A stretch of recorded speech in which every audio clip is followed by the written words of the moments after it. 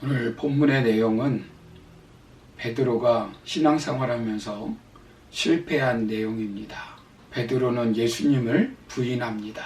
그것도 모자라 부인하면서 저주까지 합니다. 아마 베드로의 기억 속에서 가장 지우고 싶은 내용이 오늘 본문의 내용이 아닐까 생각됩니다. 물론 베드로는 초대교회의 위대한 지도자로 귀하게 쓰임받은 사람입니다. 그런데 베드로가 이렇게 실패한 내용을 마가는 기록하고 있습니다.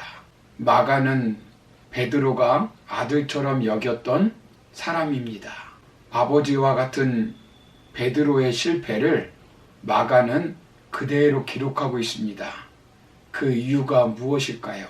네로 밑에서 핍박당하는 성도들, 핍박을 참지 못하고 배교한 성도들, 핍박을 받고 흔들리고 있는 성도들에게 교훈을 주기 위해 마가복음을 기록하고 있는 것입니다.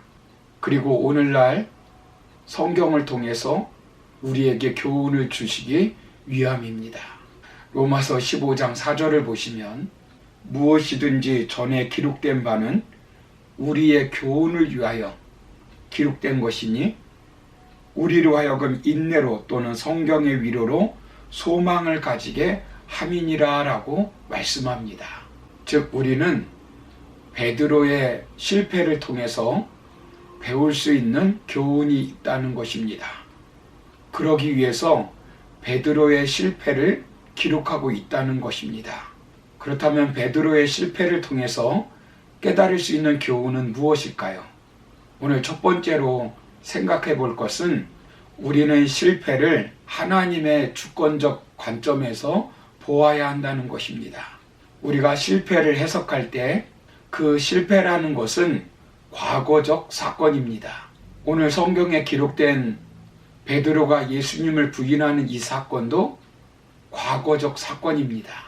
마가복음이 기록되기 전 30년 전에 일어난 사건을 기록하고 있는 것입니다. 우리도 베드로처럼 무수히 많은 실패를 경험했다고 생각합니다. 사업에 실패하기도 하고 자녀 교육에 실패하기도 하고 신앙생활에 실패하기도 합니다. 가정생활에 실패하기도 하고 직장생활에 실패하기도 합니다. 우리가 정직하게 과거를 살펴보면 실패했던 경험들이 무수히 많습니다. 그 과거의 실패를 어떻게 해석하느냐 하는 것입니다.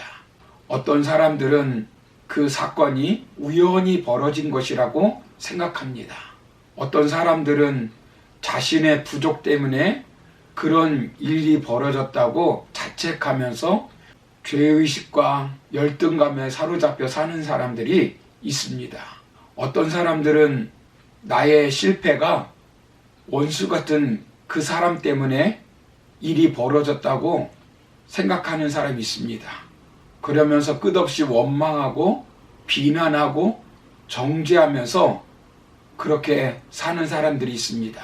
그 실패의 경험으로 불면증에 시달리고 죄책감, 분노에 사로잡혀 살게 됩니다. 실패에 결박되어 사는 것입니다. 실패의 시간에 사로잡혀서 미래의 한 발자국도 나가지 못하는 것입니다.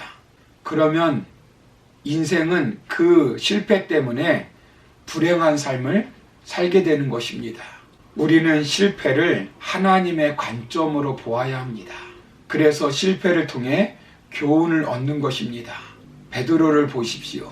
이 마가복음이 기록될 당시 베드로가 살아 계셨을 것입니다.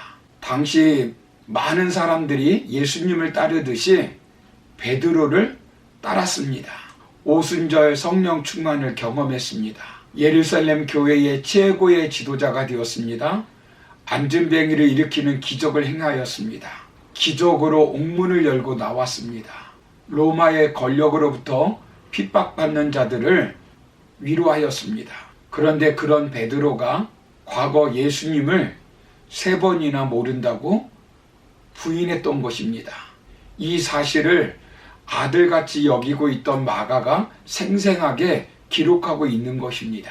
수치스러운 실패의 경험입니다. 기억 속에서 지우고 싶은 실패의 경험입니다. 그런데 그런 실패의 경험을 마가는 기록하고 있습니다. 그렇다면 마가가 베드로를 비난하기 위해서입니까? 정죄하기 위해서입니까? 아닙니다. 베드로나 마가의 관점으로 실패를 접근했으면 기록하지 않았을 것입니다. 성경을 보면 베드로의 실패에 대해서 예수님이 이미 말씀하신 적이 있습니다. 무엇이라고 말씀하셨습니까? 마가복음 14장 30절을 보시면 오늘 밤 닭이 2번 울기 전에 너는 3번이나 나를 모른다고 할 것이다 라고 말씀합니다. 그때 베드로는 힘주어 말했습니다. 아닙니다. 주님과 함께 죽는 일이 있더라도 저는 절대로 주님을 모른다고 하지 않을 것입니다. 그런데 하루도 못 되어 그는 부인하고 거듭 부인해버린 것입니다. 베드로의 실패에 대해서 예수님이 이미 말씀했고 그 말씀대로 부인했다는 것입니다.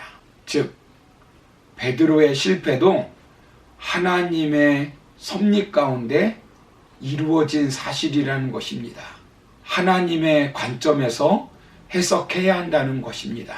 마태복음 10장 29절 30절을 보시면 참새 2마리가 한 아사리온에 팔리는 것이 아니냐.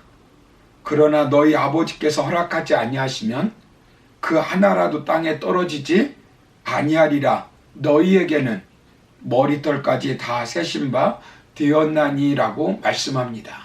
온 우주 만물을 창조하시고 다스리시는 분이 하나님이십니다. 저와 여러분들도 마찬가지로 우리가 하루하루 살아가는 것도 하나님의 섭리와 계획하심 가운데 살아가고 있는 것입니다. 그래서 우리는 2가지를 잊지 말아야 합니다. 첫째는 하나님의 주권과 하나님의 성품입니다. 우리는 되어진 일에 대해서 하나님의 관점으로 보아야 합니다. 하나님의 주권으로 해석하는 것입니다. 주어진 환경에 대한 해석입니다. 주어진 환경 때문에 우리는 많은 실패를 합니다. 태어난 환경, 우리가 마음대로 어떻게 합니까?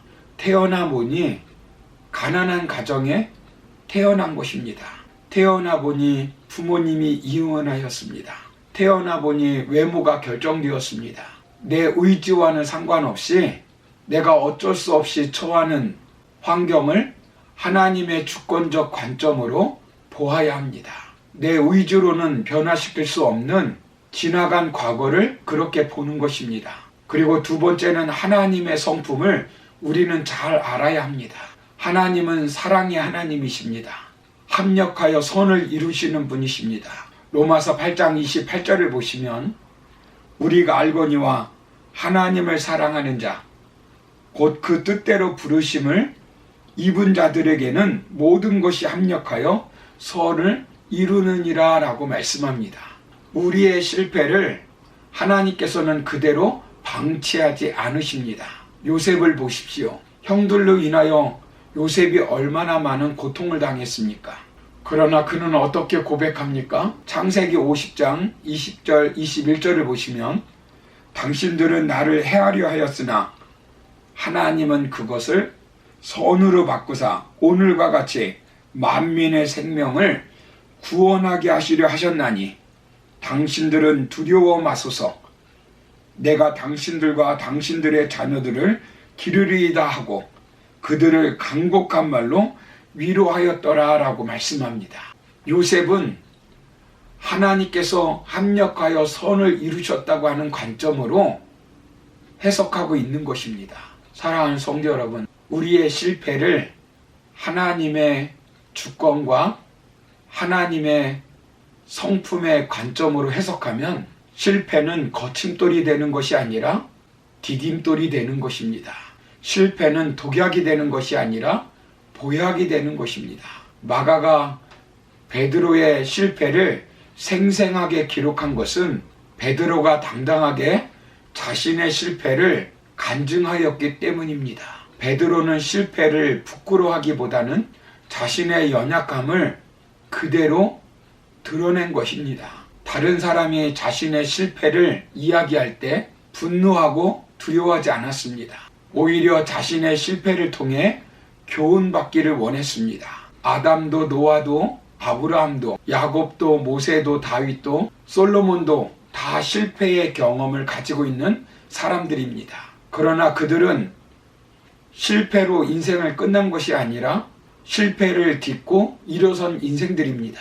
그러므로 우리도 실패했다고 낙심하고 좌절할 것이 아니라 그 실패를 하나님의 주권과 하나님의 성품의 관점으로 해석하여 디딤돌로 삼고 당당히 하나님 나라를 위해서 일하며 하나님 기뻐하시는 삶을 살아가는 저와 여러분 되기를 주의 이름으로 축원합니다.